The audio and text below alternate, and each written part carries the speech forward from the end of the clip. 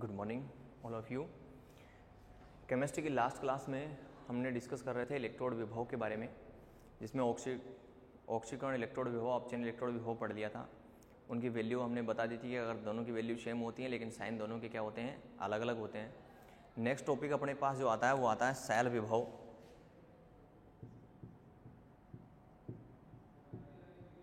Cell विभव जिसको हम विद्युत वाहक बल भी कहते हैं। विद्युत वाहक बल यानी कि इलेक्ट्रो मोटिव फोर्स, जिसको शॉर्ट में हम EMF भी लिखते हैं। शॉर्ट में क्या लिखते हैं? EMF भी लिखते हैं। तो सेल विभव या विद्युत वाहक बल, इलेक्ट्रोमोटिव फोर्स या EMF क्या होता है? किसी सेल के अंदर जब विद्युत धारा प्रवाहित ना हो रही हो उस टाइम कैथोड और एनोड के विभवांतर के अंतर को ही हम क्या कहते हैं? उस सेल का सेल विभव कहते हैं। कैथोड एंड एनोड के विभवांतर के अंतर को विद्युत वाहक बल कहते हैं। विद्युत वाहक बल कहते हैं, लेकिन कंडीशन क्या है? जब सेल में विद्युत धारा प्रवाहित नहीं हो रही हो, यानी कि जब सेल के अंदर विद्युत धारा प्रवाहित नहीं हो रही हो उस टाइम पर कैथोड व एनोड के विभवांतर के अंतर को हम क्या कहेंगे? विद्युत वाहक बल कहेंगे, यानी कि इलेक्ट्रोमोटिव फोर्स कहते हैं। इलेक्ट्रोमोटिव फोर्स को यानी कि विद्युत वाहक बल को या सेल विभव को ई नोड सेल द्वारा क्या किया जाता है? प्रदर्शित किया जाता है। ई नोड सेल द्वारा क्या किया जाता है? प्रदर्शित किया जाता है। अब एक छोटी सी बात यहाँ पर फिर से मैं रिपीट कर देता हूँ। अगर अपने पास केमिस्ट्री में यानी कि इलेक्ट्रोकेमिस्ट्री में जहाँ पर भी ऊपर नोड मिलती है, जैसे मैंने यहाँ पर ई नोड सेल लिखा, तो इस सेल का मतलब तो हम सेल पोटेंशियल, सेल विभव की बात कर रहे हैं, है ना। ई का मतलब क्या है? यहाँ पर विभव है और सेल हमने लिख दिया, सेल विभव हो गया। नोड जो हमने लगा रखी है इसका मतलब यहाँ पर क्या है? स्टैंडर्ड कंडीशन है। क्या है? Standard condition. जैसे हमने इलेक्ट्रोड विभव की परिभाषा लिखी थी कि जब किसी धातु को उसी धातु के लवणों के विलयन में अगर डुबोते हैं तो धातु तथा धातु आयनों के मध्य उत्पन्न विभव को हम इलेक्ट्रोड विभव कह रहे थे। लेकिन अगर वहां पर पूछ लिया जाए कि अपने पास मानक इलेक्ट्रोड विभव हम किसको कहते हैं? मानक इलेक्ट्रोड विभव, स्टैंडर्ड इलेक्ट्रोड पोटेंशियल। तो यहां पर मानक यानी कि स्टैंडर्ड अपने को क्या लगानी है? कंडीशन लगानी है। तो स्टैंडर्ड कंडीशन लगाएंगे उस वक्त अपने को क्या लिखना है? एक स्टैंडर्ड कंडीशन देनी है। 298 केल्विन टेम्परेचर और 1 atm प्रेशर। 1 atm प्रेशर यानी कि 298 केल्विन ताप और 1 वायुमंडलीय दाब। वहां पर क्या लगा देंगे? हम स्टैंडर्ड कंडीशन लगा देंगे। तब उसके सामने क्या लिखेंगे? हम मानक लिखेंगे। तो यहाँ पर मैंने नोड लगाया, इसका मतलब ये कौन सी कंडीशन में है? स्टैंडर्ड कंडीशन में है। किस कंडीशन में है? स्टैंडर्ड कंडीशन में है। तो मैं ये कह सकता हूँ कि 298 केल्विन ताप और 1 वायुमंडलीय दाब। मानक इलेक्ट्रोड विभव की डेफिनेशन, इलेक्ट्रोड विभव की डेफिनेशन थी कि धातु को उसी धातु के लवण के विलयन में डुबोने पर धातु तथा धातु आयनों के मध्य उत्पन्न विभव को हम क्या कहते हैं? इलेक्ट्रोड विभव कहते हैं। लेकिन मानक इलेक्ट्रोड विभव हम किसको कहेंगे? 298 केल्विन ताप और 1 वायुमंडलीय दाब पर किसी धातु को उसी धातु के लवण के विलयन में डुबोते हैं तो धातु तथा धातु आयनों के मध्य उत्पन्न विभव को हम क्या कहते हैं? इलेक्ट्रोड विभव, मानक इलेक्ट्रोड विभव कहते हैं। क्योंकि यहाँ पर हमने क्या दे दी है? उसकी स्टैंडर्ड कंडीशन दे दी है। अगर ठीक इसी प्रकार से यहाँ पर हमने लिखा है ई नोड सेल, तो ई नोड सेल लिखा है, इसका मतलब ये भी कौन सी कंडीशन में है? स्टैंडर्ड कंडीशन में है। कौन सी कंडीशन में है? स्टैंडर्ड कंडीशन में। तो ई नोड सेल भी यहाँ पर स्टैंडर्ड अपने पास कंडीशन में है। नेक्स्ट अपने पास इसकी जो यूनिट होगी वो क्या होगी? वोल्ट होगी। क्या होगी? वोल्ट होगी। यानी कि सेल विभव की यूनिट है वो क्या आती है अपने पास? वोल्ट आती है। सेल विभव वाला जो टॉपिक है वो इंपॉर्टेंट टॉपिक है आरबीएससी बोर्ड के लिए, क्योंकि आरबीएससी बोर्ड में यहाँ से क्या आता है? एक न्यूमेरिकल आता है। तो हम यहाँ पर 2-3 जितने भी न्यूमेरिकल हो सकते हैं वो क्या करते हैं? सोल्व करते हैं। तो अपने पास पहला जो न्यूमेरिकल है वो तो यही है कि डेनियल सेल का इलेक्ट्रोड विभव, सेल विभव कितना होता है, यानी कि सेल पोटेंशियल कितना होता है, जिसको हमने लिखा भी था। डेनियल सेल के लिए सेल पोटेंशियल होता है 1.10 वोल्ट यानी कि 1.10 वोल्ट होता है, जो हमने लिखा भी था जिस वक्त हमने डैनियल सेल पढ़ा था। तो अपने पास क्वेश्चन आता है कि डैनियल सेल का सेल विभव कितना होता है, डैनियल सेल का सेल विभव कितना होता है।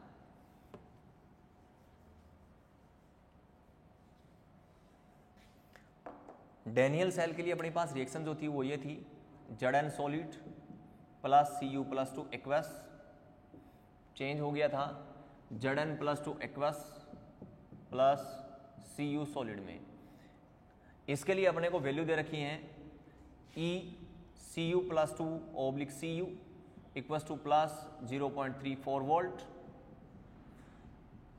E Zn प्लस 2 चेंज हो गया Zn में, वैल्यू है माइनस 0.76 वोल्ट। ये जो वैल्यू है वो इलेक्ट्रोड पोटेंशियल की है, और यहाँ पर जो दोनों वैल्यू लिखी गई है वो कौन सी लिखी है हमने, रिडक्शन इलेक्ट्रोड पोटेंशियल लिखी है। ये बात आपको भी दिमाग में रखनी कि जब भी सेल पोटेंशियल हम निकालेंगे, यानी कि कहने का मतलब सेल विभव जब हम निकालेंगे, हमेशा रिडक्शन पोटेंशियल ही क्या करना है, यूज करना है। अगर अपने को ऑक्सीडेशन पोटेंशियल दे रखा है तो उसकी वैल्यू क्या करेंगे, चेंज करेंगे, फिर उसको क्या करेंगे, फॉर्मूले में पुट करेंगे। ई नोड सेल यानी कि ई नोड सेल निकालने का अपने पास जो फॉर्मूला होता है वो होता है ई कैथोड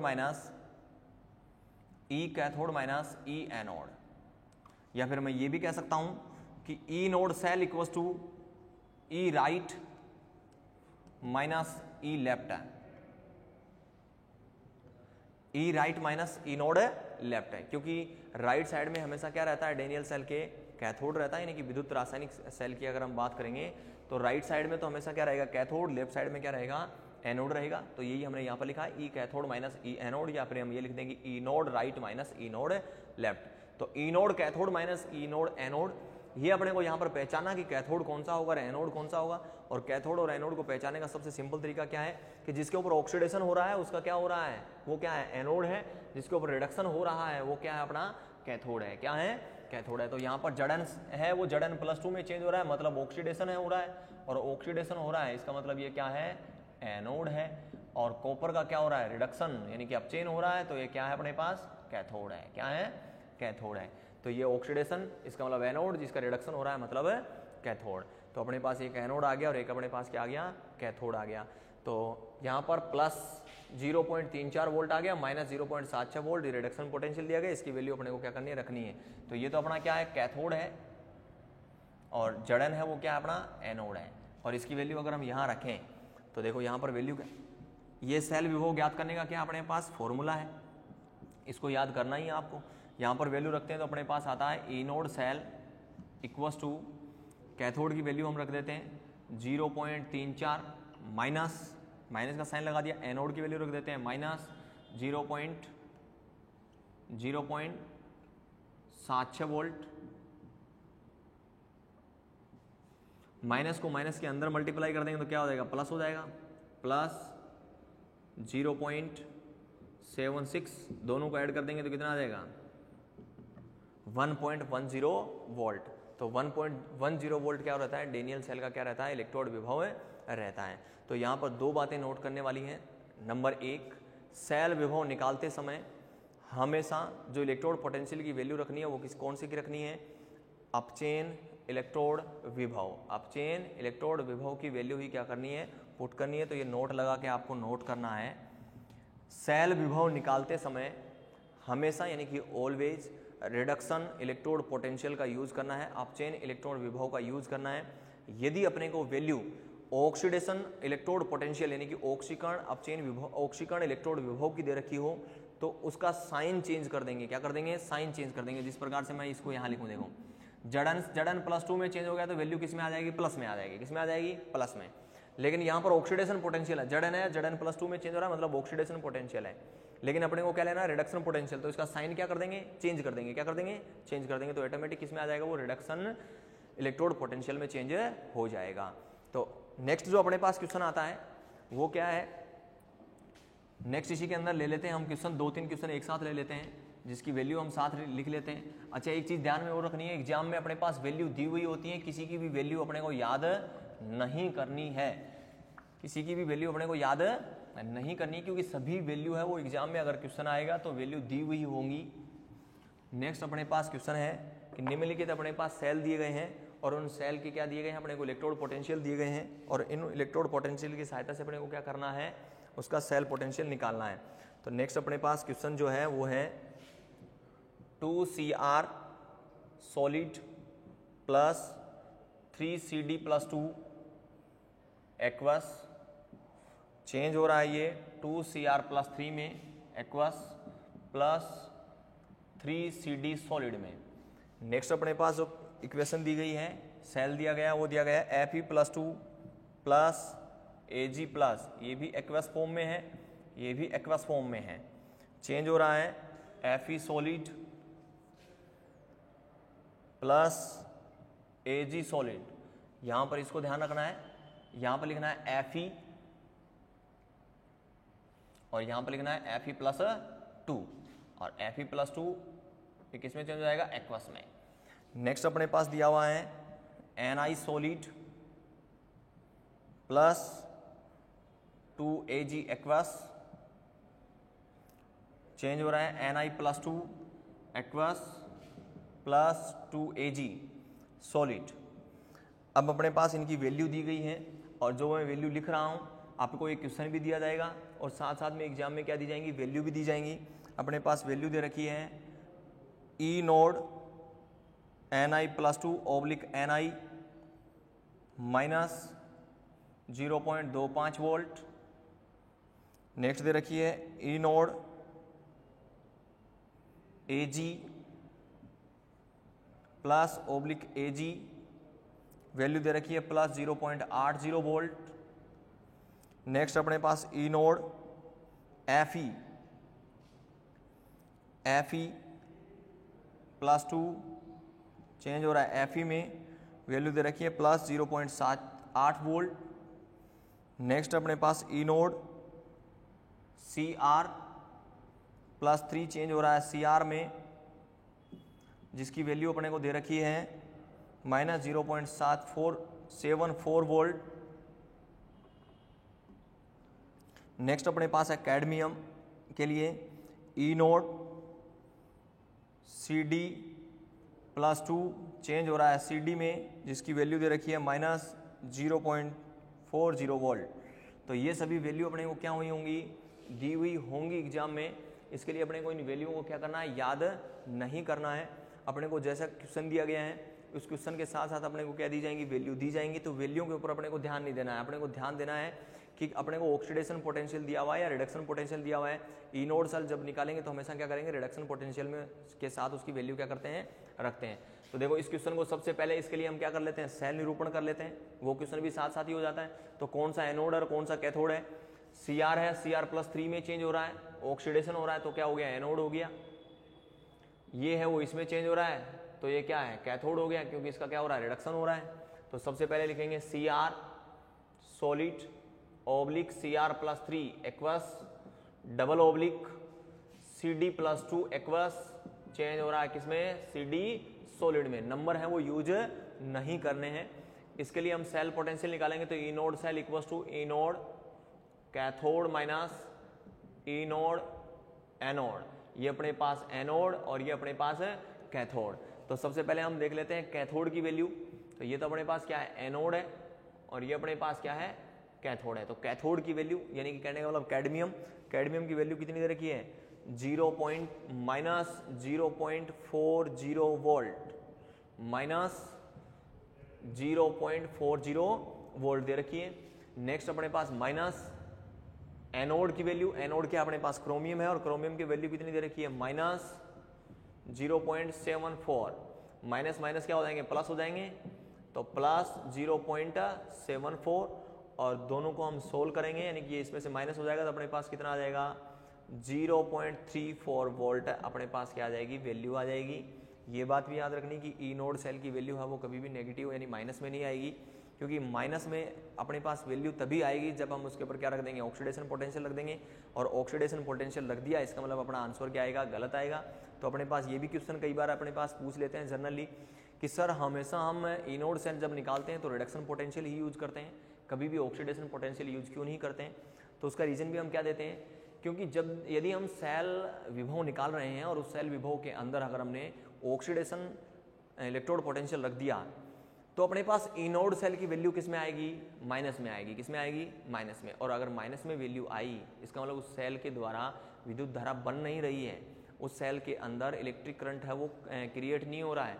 और सेल के अंदर जब तक इलेक्ट्रिक करंट क्रिएट नहीं हो रहा है, इसका मतलब उस सेल के सेल विभव क्या रहेगा, जीरो रहेगा। माइनस में तो संभव है ही नहीं है। तो हम जब भी अपने पास इक्विलिब्रियम कंडीशन आती है, तब हम कह सकते हैं कि इक्विलिब्रियम कंडीशन आई, उस वक्त ई नोड सेल अपने पास क्या रख देते हैं, हम जीरो रख देते हैं। जो हम आगे हम क्या करने वाले हैं, उसको पढ़ने वाले हैं। लेकिन इसकी वैल्यू कभी भी माइनस में नहीं आएगी। तो अपने पास E naught cell equal to E cathode minus E naught E anode, और हमेशा क्या रखना है, रिडक्शन पोटेंशियल रखना है, ऑक्सीडेशन पोटेंशियल नहीं रखना। क्यों नहीं रखना, क्योंकि ऑक्सीडेशन पोटेंशियल रखेंगे तो ई नोड सेल की वैल्यू किस में आती है, माइनस में आती है, जो संभव है नहीं है। नेक्स्ट अपने पास लास्ट वाला एग्जाम्पल वो ले लेते हैं। लास्ट वाला एग्जाम्पल के लिए हम सेल निरूपण करें तो ये अपने पास Ni है, Ni +2 में चेंज हो रहा है, +2 में चेंज हो रहा है यानी ऑक्सीडेशन हो रहा है, ऑक्सीडेशन हो रहा है यानी कि अपने पास क्या है, एनोड है। Ag है, Ag प्लस जो है वो Ag में चेंज हो रहा है यानी कि रिडक्शन हो रहा है, रिडक्शन हो रहा है तो ये अपने पास क्या आ गया है, कैथोड आ गया है। तो सबसे पहले सेल निरूपण करेंगे तो एनोड को लिखेंगे। तो एनोड अपने पास है Ni निकल solid oblique Ni+2 aqueous, double oblique यानी कि साल्ट ब्रिज हमने लिख दी। उसके बाद अपने पास क्या आ जाएगा, Ag plus aqueous oblique Ag solid. Number को यूज नहीं करना है। सेल निरूपण जब भी करेंगे यानी कि सेल को जब हम क्या कर रहे हैं, रिप्रेजेंट कर रहे हैं, तो उस टाइम पर हम कभी भी नंबर को यूज नहीं करेंगे। तो नेक्स्ट अपने पास आता है अब E naught cell. E naught cell calculate करें तो E naught cathode minus E naught anode, अपने पास कैथोड और एनोड अपने को दोनों दिए गए हैं। तो सबसे पहले हम लिखते हैं कैथोड की वैल्यू, और कैथोड की वैल्यू अपने को कितनी दे रखी है, E node Ag/Ag minus E node Ni+2 oblique Ni। तो ये अपने पास फॉर्मूला आ गया, क्योंकि ये अपने पास कैथोड है और Ni है वो अपने पास क्या है, एनोड है। अब इसकी वैल्यू हम देखो, मैंने पहले प्लस Ag लिखा है, Ni+2 ओब्लिक Ni लिखा है, इसका मतलब मैं रिडक्शन पोटेंशियल यहाँ पर रख रहा हूँ। तो Ag की वैल्यू अपने पास कितनी दे रखी है, रिडक्शन पोटेंशियल की 80 माइनस निकल की वैल्यू अपने पास कितनी दे रखी है, -0.25। माइनस माइनस क्या हो जाएंगे, प्लस हो जाएंगे। तो 0.80 प्लस 0.25, और जब दोनों को ऐड कर देंगे तो कितना आ जाएगा, 1.05 वोल्ट। तो जब इस डेनियल सेल के अंदर हम निकल और Ag अगर दोनों इलेक्ट्रोड यूज करते हैं, तब इसका इलेक्ट्रोड पोटेंशियल अपने पास कितना आता है, 1.05 वोल्ट आता है, 1.05 वोल्ट आता है। जब हम डेनियल सेल के अंदर क्रोमियम और कैडमियम इलेक्ट्रोड का यूज करते हैं, तब अपने पास इलेक्ट्रोड पोटेंशियल कितना आता है, 0.34 वोल्ट आता है। और जब डेनियल सेल के अंदर हम जड़न और कॉपर यानी कि जिंक और कॉपर यूज करते हैं, उस वक्त अपने पास इलेक्ट्रोड पोटेंशियल कितना आया था, 1.10 वोल्ट आया था। तो हम ये भी कह सकते हैं कि डेनियल सेल के अंदर इलेक्ट्रोड पोटेंशियल है वो ज़्यादा अपने पास क्या था, जड़न और कॉपर के टाइम था। अगर हमने इस प्रकार का कोई इलेक्ट्रोड लिया तो उसका इलेक्ट्रोड पोटेंशियल और भी क्या हो सकता है, कम हो सकता है। एक अपने पास एग्जाम्पल ये बच गया है। इस एग्जाम्पल के लिए हम सेल निरूपण कर लें, बाकी सेम टू सेम फॉर्मूला अपने को लगाना है। सेल निरूपण करेंगे, देखो Fe है वो चेंज किस में हो रहा है, Fe+2 में हो रहा है। Ag है वो चेंज किस में हो रहा है, Ag में हो रहा है। तो Fe से Fe+2 यानी कि ऑक्सीडेशन नंबर बढ़ रहा है, ऑक्सीडेशन नंबर बढ़ रहा है, तो ऑक्सीडेशन हो रहा है। इसका मतलब ये क्या है, एनोड है। और Ag है वो Ag प्लस है वो Ag में चेंज हो रहा है, मतलब अपने पास क्या है, कैथोड है। तो यहाँ पर अपने पास क्या आ जाएगा, यहाँ पर अपने पास आ जाएगा, सबसे पहले हम एनोड को लिखेंगे तो Fe solid oblique Fe+2 aqueous double oblique Ag plus aqueous oblique Ag solid. ये अपने पास क्या आ जाएगा, इसका सेल निरूपण आ जाएगा। ठीक इसी प्रकार से हम क्या कर सकते हैं, इसका इलेक्ट्रोड पोटेंशियल कैलकुलेट कर सकते हैं। तो ये अपने पास सेल विभव हमने डेफिनेशन लिखी थी कि कैथोड और एनोड के बीच विभवांतर के अंतर को हम क्या कहते हैं, सेल विभव कहते हैं। लेकिन कंडीशन थी कि उस टाइम पर उसमें कोई विद्युत धारा प्रवाहित ना हो रही हो। उसके बाद हमने लिखा था कि इसको हम किससे रिप्रेजेंट करते हैं, इनोड सेल से रिप्रेजेंट करते हैं, और इसकी यूनिट जो होती है वो क्या होती है, वोल्ट होती है। सेल पोटेंशियल निकालने का अपने पास फॉर्मूला जो था वो था E naught cell equal to E cathode minus E anode, या फिर हम लिख सकते थे कि E naught cell equal to E right minus E left, क्योंकि राइट में हमेशा डेनियल सेल के हम क्या लिखते हैं, इलेक्ट्रोकेमिकल सेल के लिए राइट में हमेशा लिखते हैं कैथोड और लेफ्ट में क्या लिखते हैं, एनोड लिखते हैं। एनोड के ऊपर जिसके ऊपर हमने लिखा था ऑक्सीडेशन होता है, लेफ्ट साइड में होता है, नेगेटिव चार्ज होता है।